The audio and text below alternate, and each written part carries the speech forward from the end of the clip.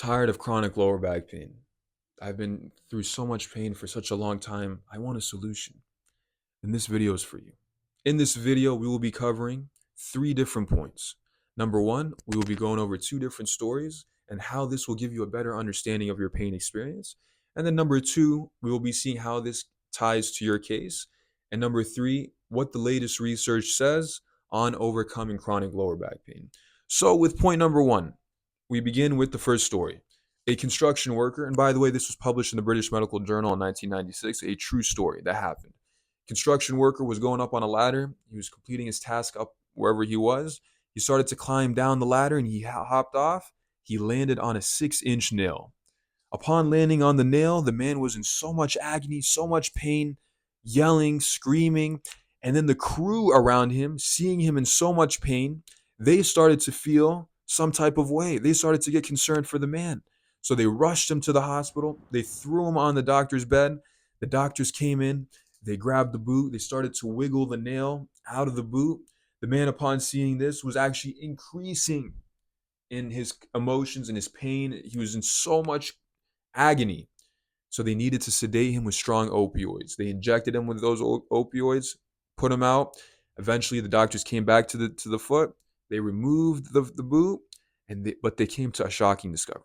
They had found that the nail went right in between his toes. No tissue damage. So that's story number one. Story number two, we get a fighter, walks up the cage, enters the fight, starts to deliver punches, receives kicks, full of adrenaline, and then the fight subsides. The fight is completed. He walks down the cage. He is greeted by a multitude of different interviewers. They bring that microphone right up to his face and they ask him the question, "Sir, you received some pretty hard blows in the cage. Did you feel the pain while receiving those blows?" No, I barely felt it. I didn't feel anything in the cage, but I feel it now. I'm going through a lot of pain now. So that could be a typical response you hear from many of the fighters. So that's story number two. So what do we see here? We see that in the first example, someone experienced a lot of pain but no tissue damage with the construction worker. And then with the fighter, we see someone who received tissue damage but little to no pain. How come?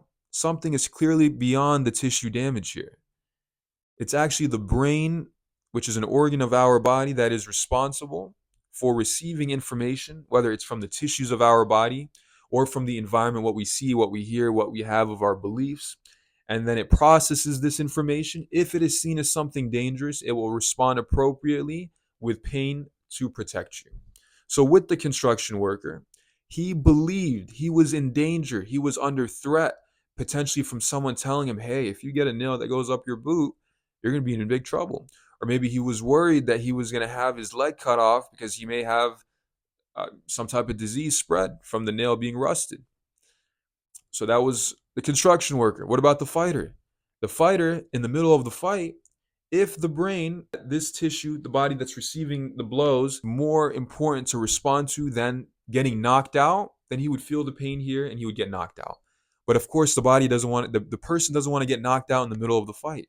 So the brain understanding that it's something that's more dangerous than my tissues receiving those blows, and it's that person in front of me that's trying to knock me out. So we need to put this on hold right now. We need to put those tissues that are receiving those blows, that pain, let's put it on hold for a moment and let's respond to this greater danger in front of us. So that's why you stay alert, you barely feel it, and you're full of adrenaline. So that's how we see the brain dictating, which is the big boss, it's dictating what is worthy of being responded to. So now how does this relate to you? We see here that a belief can change someone's pain experience. And you've been in pain now longer than 6 months. Supposedly, after 6 months, we know that the tissues heal. There should be no tissue damage after 6 months. The body has an amazing ability to adapt.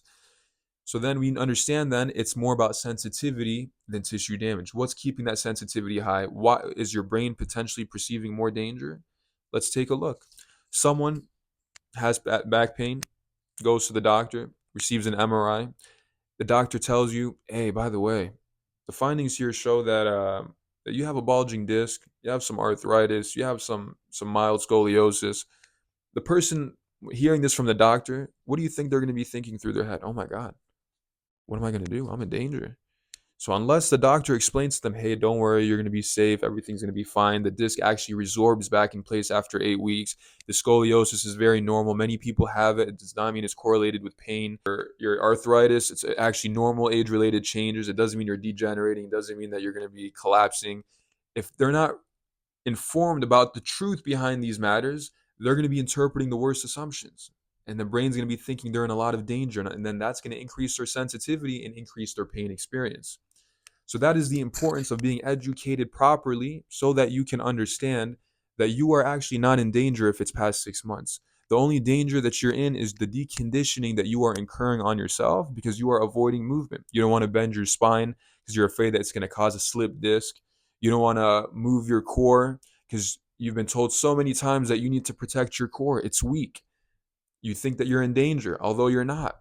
Your core is not weak. It may be deconditioned, but it's not weak.